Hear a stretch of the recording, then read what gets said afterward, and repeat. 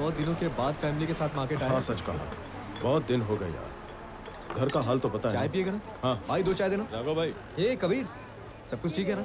आज बहुत दिनों के बाद दिखाई दिया, काफी बिजी हो गया लगता है। अरे ऐसी कोई बात नहीं भाई, अब ठीक है ना? हाँ हाँ ठीक। अरे क्या बताऊं, गांव गांव घूमना पड़ता है, उसी में सारा टाइम निकल जाता है। अभी कहीं देख लो, मेडिसिन के लिए ही टाउन आया हूँ। मतलब बहुत बिजी है। हाँ भाई आपके पिता के बारे में अभी पता चला, पर आप घर पे नहीं थे। अरे भाई,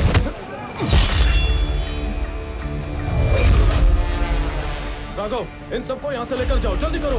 चलो चलो जल्दी चलो। मैडम चलिए मैडम चलिए ना, मैडम चलिए ना प्लीज, आप चलिए ना, वो आ जाएगा।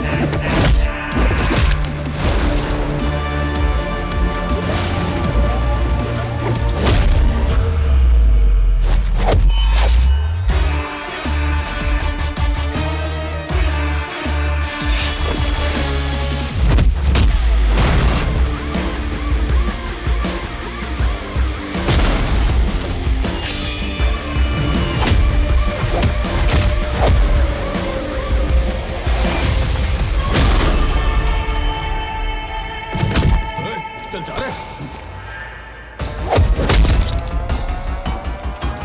देख क्या रहा है, वो भी जा।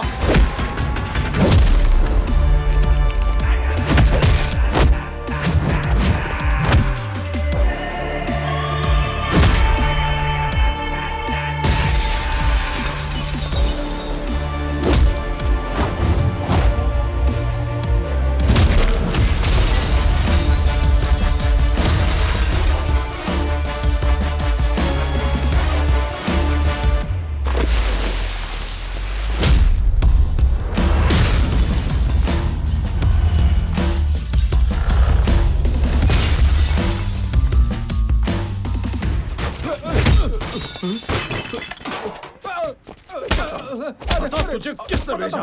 बता, मुंह खोल, बोल, बोल किसने भेजा? ये एसपी ने ये फोटो देखकर भेजा था। अब प्लीज भाई छोड़ दो।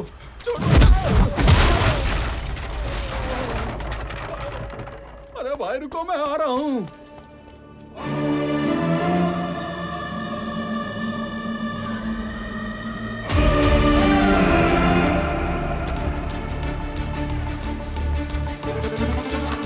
दादाजी,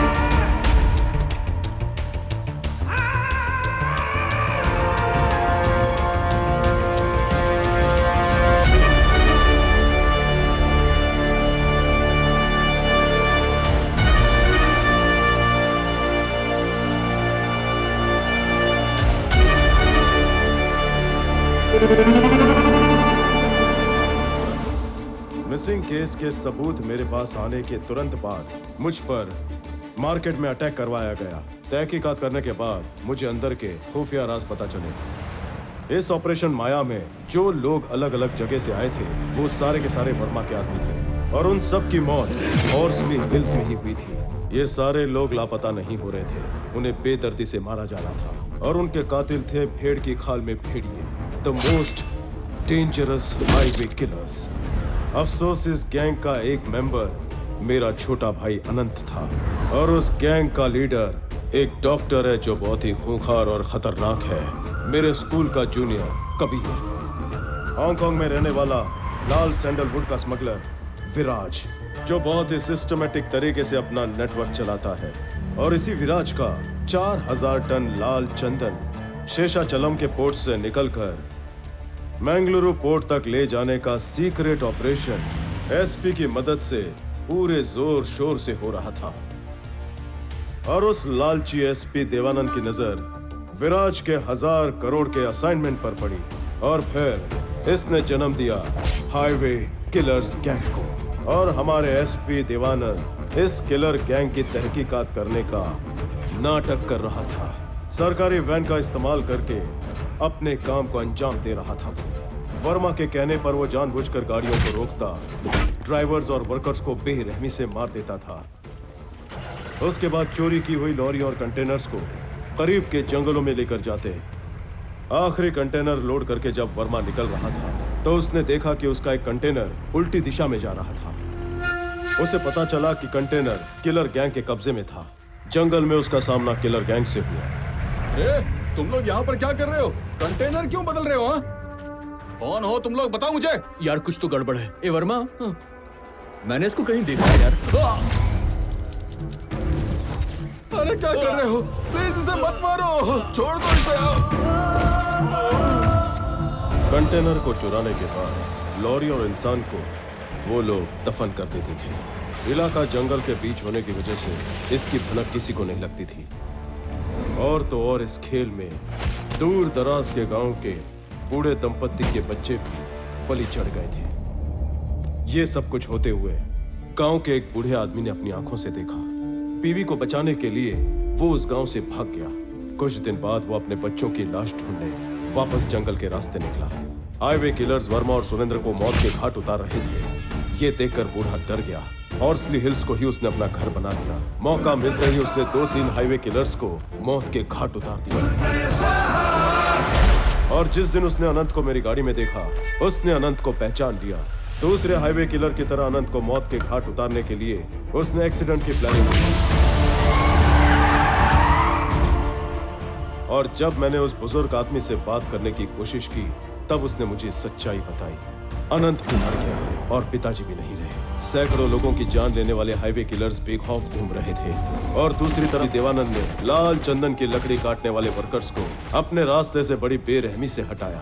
These criminals will be punished, no matter what, even though there is no evidence. I will do that, sir. Damn it.